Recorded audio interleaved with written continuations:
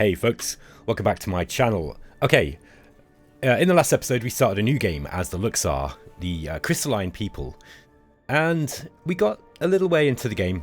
We put down a few assets on Geode, our home world, and we've actually just colonized this new core world, Narita 3.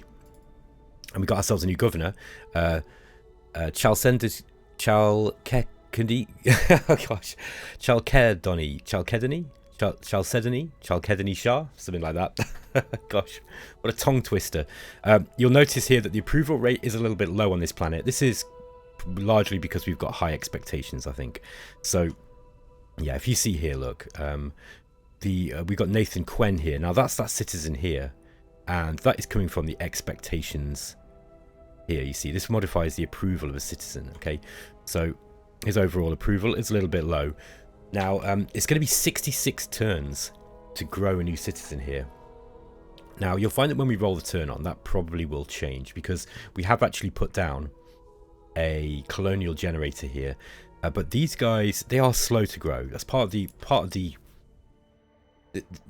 knack of playing these guys is trying to figure out how to, you know, kind of get their growth up. Okay, so we've got Narita 1 here, which is a this is a water world. Really, really nice world. We want exotic world colonization in order to be able to get that one. What else have we got here? Oh, we've also got Durantium. And we've got Narita 2. Oh, there's another world, look. Where's that one? Oh boy. Alright, let's see if we can find that. Okay, we got a probe here. Yeah, what we'll do is we'll try to find that second world. Now we know that there's another core world out there. I think it's probably a good idea to get another colony ship out straight away. We can do that, fortunately, with the executive orders. So let's hit draft colonists. We're going to spend 33 control, which is fine. We've got plenty. We've got another colony ship out here. It actually spawns you with a citizen too. This is another one with high expectations, look. Okay. Yeah, okay, this is, again, kind of a little bit rough. Now, we could try to go and claim some of these up here. Or we could just send one out here. But we know that we can get to this planet, most likely. So let's go and send these guys out. Oh, what's happened here? Why are you stacked? I think he must have used, yeah, he's used his movement range. Okay, we're just unlucky that we're sat on that LD Discovery there. Let's roll the turn on. Okay, at the start of the game, obviously it doesn't take very long to go at all. We've got an idle ship, and here we are. Oh, we've got an amazing planet here. Ooh, I'm really tempted to go for that. Now we've got what we could do. Rather than getting that constructor out, we could get another colony ship here, and we could rush build this guy. Okay, now this is kind of how the AI plays as well. It likes to rush build lots of colonies at the start of the game. It uses up its income in doing so. But yeah, look at that. That's an amazing world, and it's a paradise planet. An amazing world. These make excellent core worlds once you colonize and assign a governor to it. So we're going to have to get another governor. So we need to make sure that we save enough money for a governor. Let's continue exploring this system. There's also a colony there. Okay, let's see if we can get someone with relatively low expectations, but a decent set of statistics. Excuse me. That's really high expectations. That one's low. Now, let's just cancel that for the time being. Our survey ship cautiously approaches the mysterious object, all sensors set to maximal gain. One of the universe's many secrets, perhaps a great danger or valuable treasure, will soon be revealed to us. Okay. Okay, we've researched research districts. Let's see what else we can get. Now, we've got 3 picks that are going into the 50% research bonus, you know, categories. These are the picks that we get where our scientists have special insights. These are not the only 3 that you can research, by the way. This is not Stellaris, okay? We can actually go through and research any of these ones as well. But just understand that we're getting a 50% bonus on these. I think probably what we want to do early on. Universal Translate is one that you want to get quite early if you can. There's also subspace scanning, which gives us more range. But ship moves will be good, though. I think an extra move here. Arm shuttles is also good. It's possible we might have to defend ourselves early. And because I'm in aggressive battle mode, I often use the arm shuttles. and I send them out to colonies that I don't want enemies to take, and then I'll just declare war on it, whoever tries to take them, and shoot the colony ships down. Now, I don't advise you do that, because that will put you into an early war, and it might be one that you're not ready for, especially if you've got the AI, you know, bonuses set quite high. So just be aware that that's, I don't recommend that tactic, but that's the kind of thing that I do, because I really don't like people stealing my, you know, taking my damn colonies. Get off my lawn. Let's go for artificial gravity, I think, here, so we can get that extra movement. By the way, just to put the things into to perspective, if we go to the tech now, we've got these two buttons down here, right? We've got the tech navigator and the technology library. Technology library basically shows you all the technologies, and you can just kind of, at a glance, just check what they are, what they do. If you want them, this is easy, and you can search for them as well, okay? The other thing that we can do is we can look at them in the sequence within which they are going to be researched as part of this tech tree. And there are 4 different tech trees. We've got one for engineering, one for colonization, one for warfare, and one for governance. These tech trees are very, very useful, because it allows you to plan your journey out. So we're currently in engineering, and we decided to go for artificial gravity. You can see what this is going to do. It's going to open up orbital manufacturing, which is going to give us starports. And the starport is a building that we can add on the ground that will give us additional shipbuilding abilities. Artificial gravity is good because it just gives you extra movement. But now I'm in here, I'm wondering, I'm thinking to myself, what else could we get? Now, we do have subspace scanning. That one will be part of colonization, I think.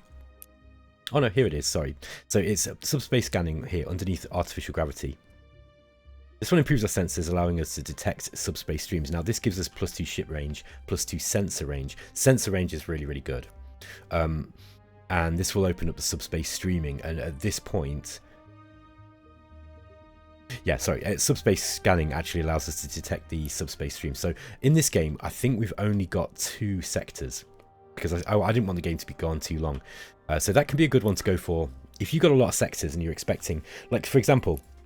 If you start on the edge of a sector like we have here, and the game often starts you on the edge of a sector, you do want to be aware that sometimes a subspace stream will appear quite close to you, and so you might think that you're backed into a corner and you've got a kind of defensive position, but actually, you know, you might find that you've got the Drengen or someone else hideously strong sort of like sat behind you, and they can kind of come in. So just be aware of that. You do have to prepare for it. Alright, let's get back to where we were. Planetology is quite a good one to go for earlier. Sorry, I didn't mean to actually select that. Let's just go back to the Tech Navigator. So this is in colonization. So we've already got colonial policies. We've got research districts. This allows us to upgrade our research, as you saw before, and we can get the orbital research lab. Actually, while we're looking, we can get one of those up now. So... Okay, we need Durantium for this one. Now, we need to... So, yeah, we've got to wait a little bit to get that extra +1 technology bonus. But that will add this to the resource input of the planet. So, if you the way that you want to look at the way that the input works is, this is your baseline that is then modified by everything else that goes into the planet. Okay? The planetary input will also include any colonies that you have that are feeding into this core world.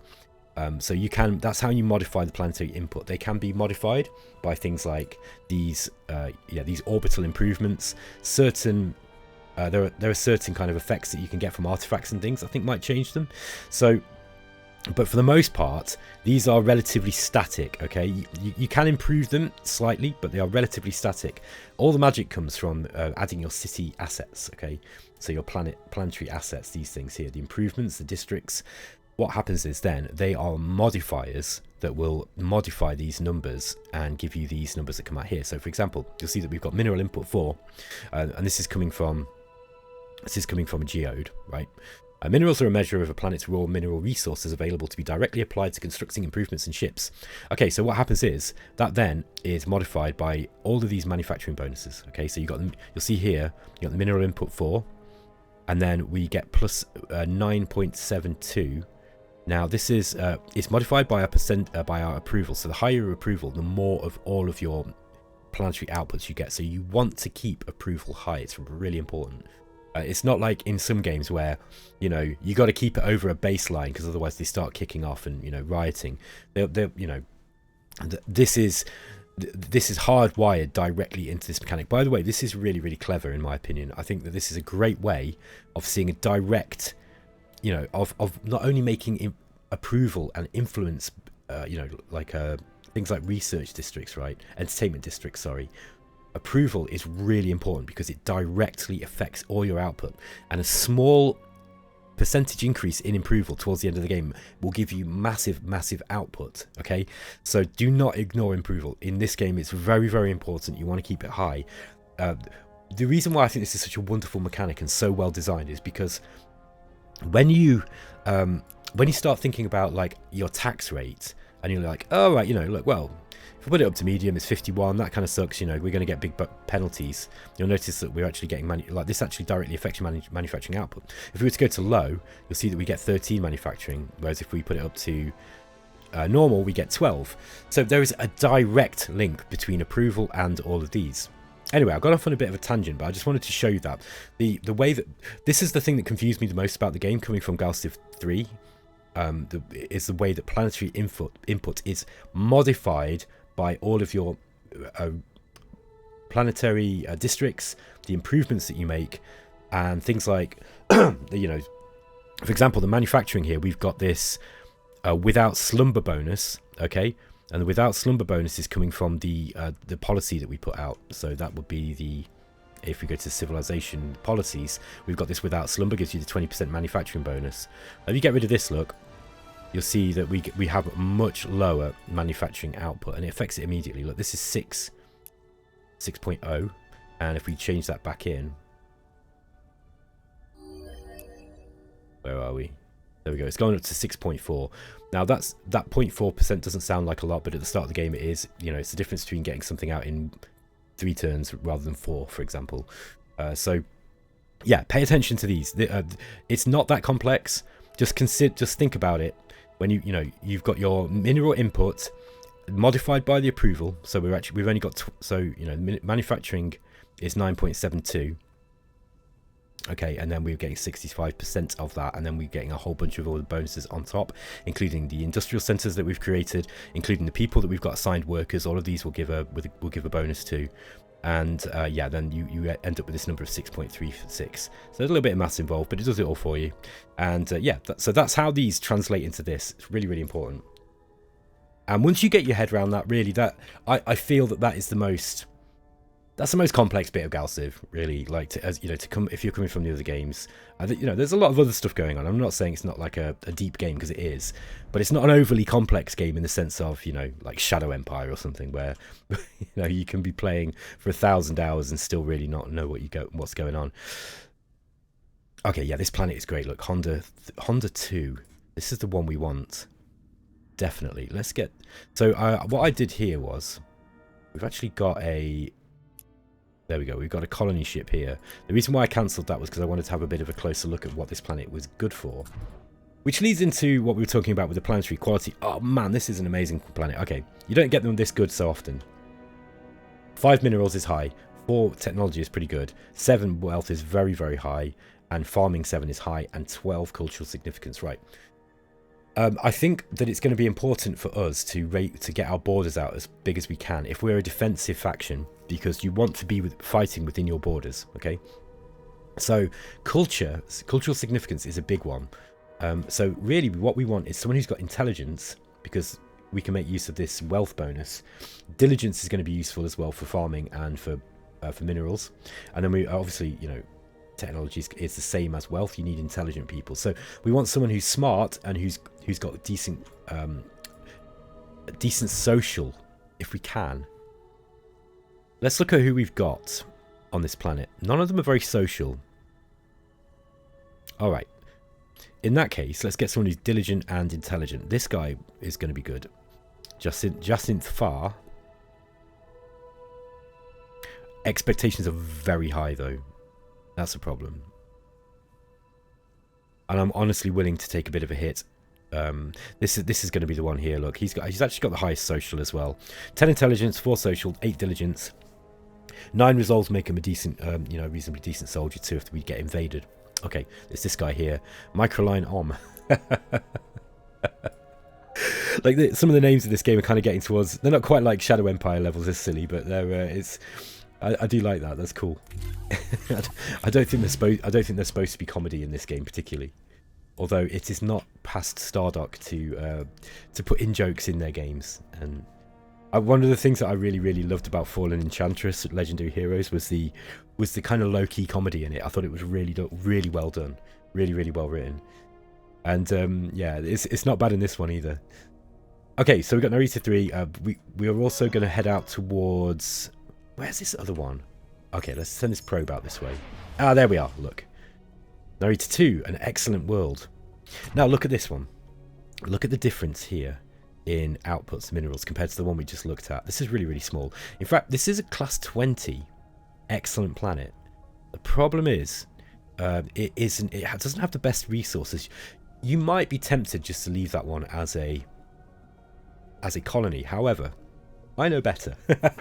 I think, providing you don't mind managing lots of planets, these are good to get. So I'm going to go and do that. I'm going to go and grab this planet.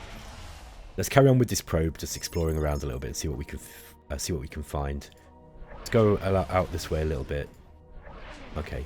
Now probes have got a module on them which makes them unlimited range. Okay, so you can actually they don't have this range mechanic that the rest of your ships do. All right, we've got an event. Your flagship discovers an ancient artifact, a mysterious object imbued with immense power. This artifact can be either be harnessed to provide a massive energy spike for our shipyards, or used to generate an aura of euphoria on a target planet, uplifting the mood of its inhabitants and providing a temporary boost to productivity. This is a great one to get early on. Now you can sell it if you want. Yeah, channel the artifact's energy to temporarily enhance manufacturing on our worlds. This will give us +1 manufacturing for 20 turns, or we can secure the artifact in the vault for later use. So this, yeah, I mean, getting manufacturing increase is probably good. Let's just go for that straight away. Yeah, because look, we got 6.3 on that one now and 7 here. Like I said, I think I mentioned to you, these numbers will start increasing. The planetary output will increase quite rapidly. Wow, 11 turns though until we get another citizen. That's kind of rough. Now we've also got research grants. The problem is, I want your manufacturing bonus at the moment, at the start of the game. We want to get these planets up and running as quickly as possible. Let's go. Good lord, we're only on turn 5 already. Okay. Oh, that's the discovery. Okay, that's my mistake. I thought that was the colony. There we go. Okay, month 6. Again, let's carry on towards that planet. We're going to grab this artifact too. The artifacts are good to get at the start of the game. The capsules are also very good. Now, by the way, you can automate a lot more than looks in this game. Like, you can automate your probes when you're ready. I don't tend to do that at the start of the game. I like to be able to... I enjoy the exploration side of things. There we go, look. Okay. So we've got a couple of class 1 planets here around the Star of Lapra. Okay. By the way, when you click on this, it won't show planets that are, you know, planetary class 0 dead worlds. Let's get this one going up this way now. What are we building on Geode? Oh yeah, we go for that constructor next, aren't we? Too expensive for rush build, I think. I am tempted to get another colony ship out. The problem is, the more population you take from your home world, the slower the growth will be. Okay, so yeah, because your population growth speed is partly a function of the amount of population you've got. So I don't think it's a good idea for us to send any more population off here until we've figured out how to get this growth up. This is going to be the big problem for this nation, for this civilization, I think. Okay, colony ship is going to continue heading down that way. We just advance the turn, let the auto move take control of things. What we got going on here? A thermal hot 2. Ah, all right. Looks like we found the Taurians. There we go. Small biped appears on screen, staring at us. It has a wide, flat skull and large eyes which seem to avoid making contact with us, perhaps a side effect of the communication system. It murmurs at us for a time in a language devoid of sharp consonant sounds, but no meaning really comes through. We'll have to converse with this strange creature another time, okay? We'll just say, huh? We've encountered the Taurians. As of yet, we've been unable to communicate with them, but our scientists claim that they can develop universal translator technology if they're given the time and resources. What are your orders? Now, you can actually wait 10 months and pay for this to be done, if you really want to, you know, if you really want it done. The problem is 600 credits is a lot at the start of the game, and we're going to assign our scientists to do that. I think I really want to keep my credits.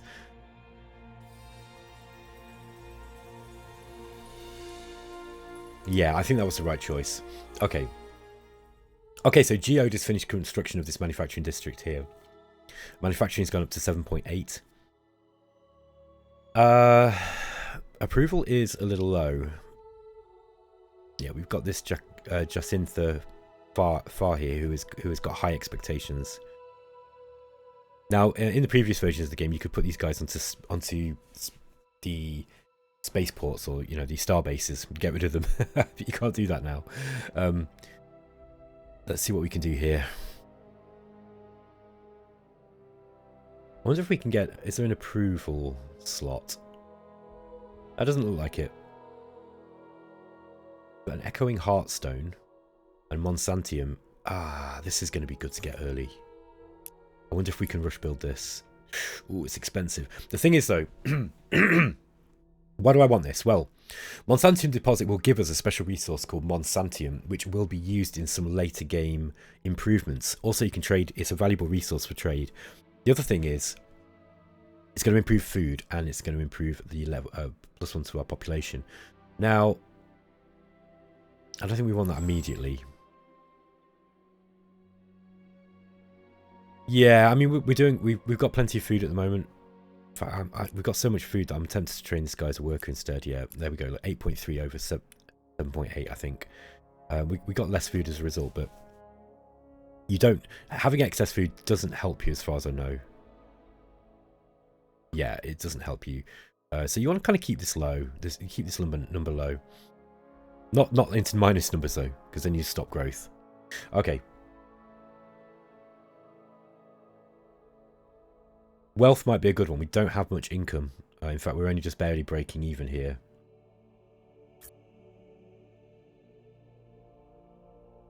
We can build a technological capital, but we can't get it at the moment because we do not have the Promethean that we need. Manufacturing districts are going to be easier to get up here. It's going to give us 8.9. I kind of want the wealth, however...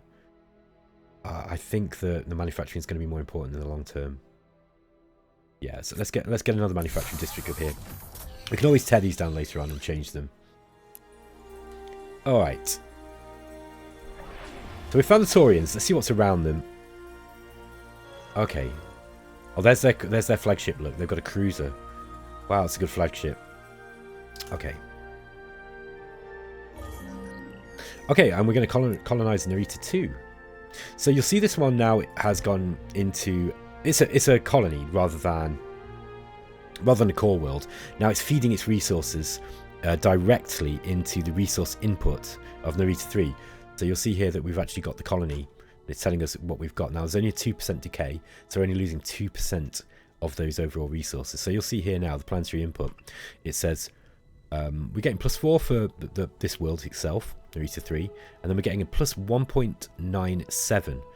And that is coming from the Narita 2. Okay, you get the idea. What we could do here is get another governor. The thing is, we have got this other one coming in this turn too. It's going to be next turn, I think. We also got a culture point. Let's have a look at this quickly. So, cultural progression is a way of adding bonuses to your empire in a kind of structured way, and you can pick from these different ideologies: 1, 2, 3, 4, 5, 6, 7, 8. Now, each one has its own set of bonuses, and the bonuses get better as they get towards the end of the tree. So and they're all good for the most part. They're all pretty good. There's rarely one that that is just a sort of stinker. I think they're all pretty useful, but you kind of got to figure out which ones are good for you. Now, different civilizations have an affinity for certain cultural types. So we have got an ideology discount of 27%. And this will increase as you make choices through the game, okay? Depending on the events that the choices to the questions that you get when, to the event dialogue options that you get when these come up, and these will increase this discount. So, for example, collectivism here, this is 7 culture points it's going to take to open up this first one, but you'll see nihilism is actually going to be 9. So we're getting we're getting this 27% discount, and that's because we're more sort of geared towards going down this particular tree. So while it nudges you down this way, if you're playing as this race or this civilization, you don't have to do that. You can actually go for the others, and particularly if you pick leaders, make choices, other certain things, you'll start to unlock these discounts, and you might find that you have the option to actually take your civilization's gameplay in a different direction. I'm not going to go through all of these now. We are going to go for unification. This is a really good one. This one gives us 100% homeworld influence bonus. So before we pick that, I know I'm playing this kind of slow, guys, but I'm partly talking about this because I'm getting my head around it as well. And if you want to learn something really well, try and teach it, because that's a good way of learning. All right, so, and I played this game a fair bit just before you freak out. I know what I'm doing with the game now. However, it is good to kind of solidify the way that the game works. Okay, so what are we looking at? We're looking at our cultural output here. So where are we? Influence here. So you'll see our influence is currently 180. That's the amount we've accumulated, and that's going to be spreading out. Okay, and you can see it spreading out in this kind of radius here. And this is a great way of winning the game, essentially, because the more your territory expands, the more score you get, and it gives you loads of other bonuses as well. If nothing else, it marks your borders, and this gives you an area to defend. So you'll see that we're actually at we've got the influence growth of 10 per month. This should double now when we pick this cultural progression bonus, plus 100% homeworld influence. There we go. Now you'll notice this unlocks shared belief and consensus as well, but we're going to have to get some more culture points. The culture points are generated every turn. Okay. Oh yeah, one last thing about culture before we move on. In the previous versions of the game, it was very, very easy just to kind of move through the whole tree. You got so many culture points, and the ideology discounts were so big that you could kind of go through collectivism, then you could go through passivism, then you could go through traditionalism, and by the end of the game you'd have nearly all of them. That's not the case now. By about turn 200 you might have one, and and maybe started down another. Okay, it's really quite expensive to travel down some of these. You really have to pick your discounts well if you want to, if you've got something else you want to go for. You really have to make your choices with this in mind. GalCiv's getting quite complex in that respect. Okay, let's just close that. So we go back to Geode, and we'll see here that we've got the influence now has gone up to 20 per turn. So there you go, look. So that is going to push out our borders even faster. For a defensive civilization, by the way, that's really, really good. Okay. Okay, let's just see what else we've got around here.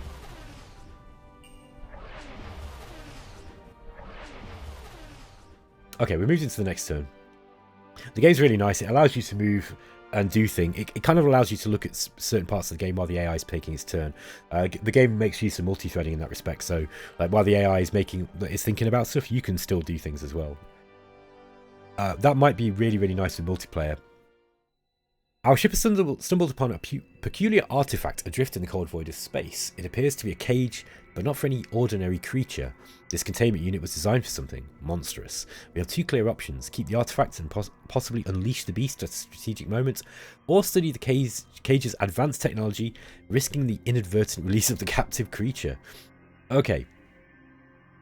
So we can, we can dissect the artifact for its technology, advancing our own scientific knowledge in the current research topic. This may haunt us later, or we can keep the artifact. Let's keep the artifact. We might be able to unleash that on the enemy, and it might be funny. Just for the lols.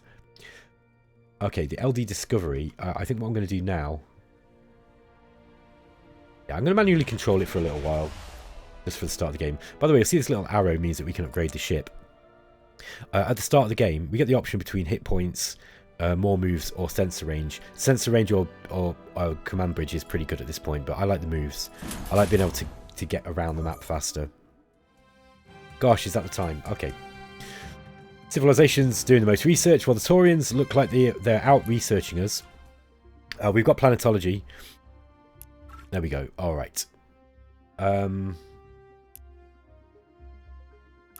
So let's see what that gave us. Yeah, this allows us to build housing districts. This wasn't the best thing for us to go for, to be honest with you. I think I just left that on. But there we go. I think the next thing we want to move for is probably... Let's go for armed shuttles. It only takes 2 turns to come out and it gives us a couple of warships. It will probably make the Taurians or whoever else that's around us a little bit less likely to pick us as a target. Okay, guys, I'm going to end the episode there. Wow, I didn't get very far. I think that it's important to kind of explain some of the game mechanics in GalCiv, because for new players particularly, I do think that it's not the most complex game, but the fact that you've got this planetary input and, you know, planetary output thing can be a little bit confusing for people. I think that is worth explaining. Thanks for bearing with me, guys. I know that most of my long-term fans have probably seen me play this a few times already. Anyway, guys, I shall catch you in the next episode. Remember to like and subscribe.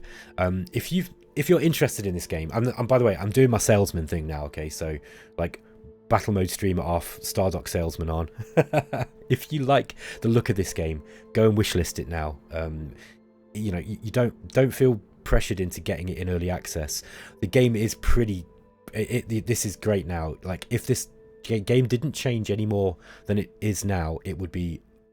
you know, a decent game. There are a few little things. There's a few little gripes that I've got, which I'll come across as as we play the game. But for the most part, this is a complete and finished game. However, yeah, if you like the look of it, go and wishlist it. It would make me happy. Let's just say it like that. I think this is a great game. It's definitely one of the best Space 4X games that we've seen in a while. It's yeah, it's up there. It's up there with some of the best that we've seen, and it's only getting better. We even got Drexy on the Explorminate podcast, who went on the podcast with the intention of kind of providing the alternative side. I hate this game, it sucks, and even he admitted that there are elements of the game that he thinks are really good and interesting. And Rob, I know Rob from Explorminate likes the game now as well. So the Explorminate crew are, 2 out of 3 really like it, and the other guy is kind of on the fence. But Drexy's miserable and he doesn't play 4X games anymore. So yeah, go and wishlist the game if you like the look of it, guys. And if you like and subscribe, that helps me too. Anyway, take care. I'll catch you over the weekend.